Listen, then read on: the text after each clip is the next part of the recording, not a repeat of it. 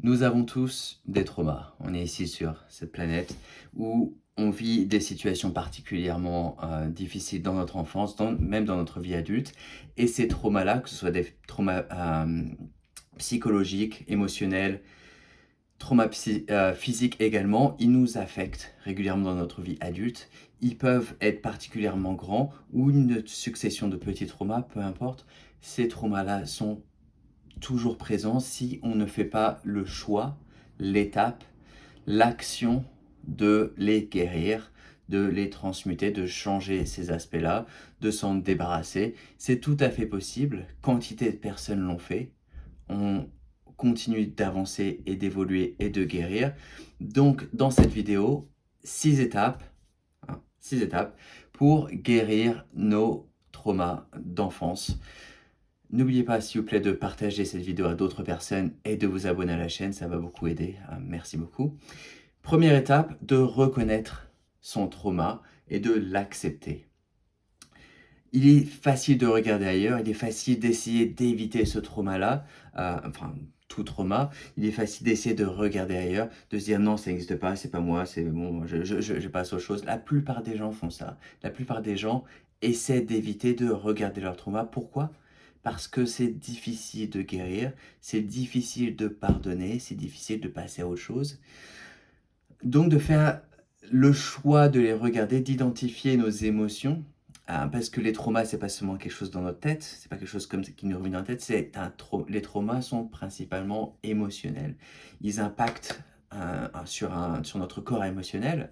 Donc de faire le choix de reconnaître ces traumas-là. Deuxième étape, de faire le choix de guérir, de passer à l'action, de dire voilà, ça suffit maintenant, je choisis de guérir, je choisis de voir ça et je fais l'étape de guérir ce trauma-là. Je vous recommande également de ne pas essayer de tous les faire en même temps. Il y a énormément de traumas qui peuvent s'accumuler, différentes sortes de traumas, différents niveaux. Là, quasiment tout le monde a énormément de traumas.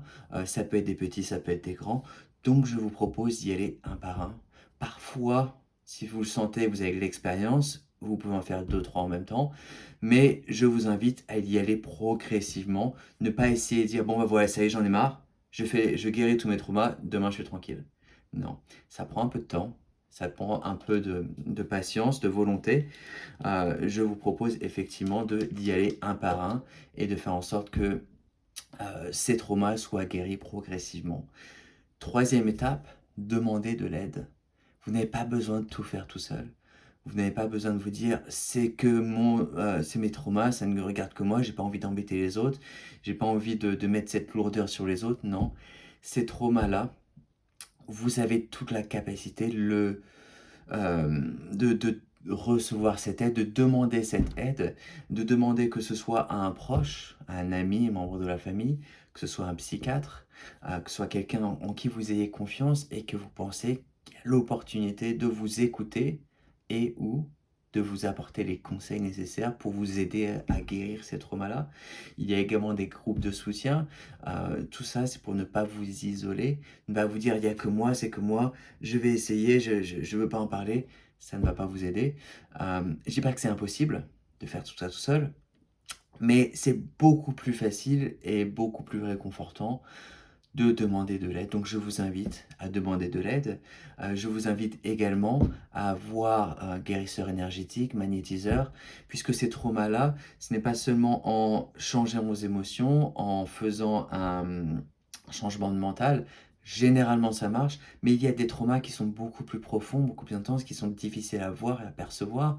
Donc, je vous invite également à voir des guérisseurs énergétiques, un guérisseur ou une guérisseuse, et de faire ce processus de guérir votre corps physique, votre corps émotionnel, votre corps mental, votre corps psychique, différents corps en vous, de faire ce processus de guérison. Quatrième étape, la plus importante, observez votre comportement et le changer. Guérir un trauma, c'est quand ce trauma ressort, quand une conséquence de ce trauma se fait ressortir, c'est de voir que ce trauma est présent et de choisir autre chose, de choisir un autre comportement, de choisir une autre attitude, de choisir une autre vérité. C'est c'est un processus qui se fait, au jour le jour, c'est d'observer vos propres comportements, d'observer vos actions et de dire: «Ah, j'ai fait ça là maintenant, c'est un résultat de mon trauma parce que quand j'étais enfant, ça, je répondais comme ça, j'ai reçu ce trauma-là, donc maintenant je choisis de faire autrement». Peut-être que la prochaine fois vous n'allez pas le remarquer, mais petit à petit, de choisir de faire heu, un comportement différent, de choisir de faire une attitude, une action différente, ça va s'accumuler et ça va vous aider éventuellement à guérir ce trauma-là et à passer à autre chose. De passer à un autre comportement, à une autre attitude, une autre façon de faire, de voir les choses. Heu, Chose importante également, je vous invite à ne pas rentrer dans une attitude de victime. Ça, c'est vraiment important. De ne pas dire: «J'étais victime, je suis la victime, je suis une victime, je suis une victime». Ah bah non, c'est parce que je suis une victime. Je suis une victime, j'ai subi ça. Bah voilà quoi, c'est tout. Je m'arrête à ça. Non. Oui, vous avez subi un trauma. Oui, vous avez effectivement reçu un choc physique, un choc émotionnel. C'est pas cool, pas du tout. Hem, mais de rentrer dans le statut de victime, c'est de rester dans le statut de victime et de ne pas sortir en tant que personne qui a le pouvoir de changer les choses dans sa propre vie. De dire: «Ah bah non, ça m'est arrivé, je réagis comme ça, je suis une victime, je m'arrête là». Ça ne va pas vous aider à guérir ce trauma et à passer à autre chose, de passer à votre version d'adulte qui est guérie, qui est en ressort forte. Voilà, ça, ne pas être une victime, je vous invite à faire attention à ça. Autre chose, de pardonner. C'est une conversation que j'ai eue à mon père une fois, avec mon père. Je lui ai dit: «J'ai pardonné, je t'ai pardonné, j'ai pardonné à ma mère, j'ai pardonné à mes grands-parents, je vous ai pardonné». Pourquoi?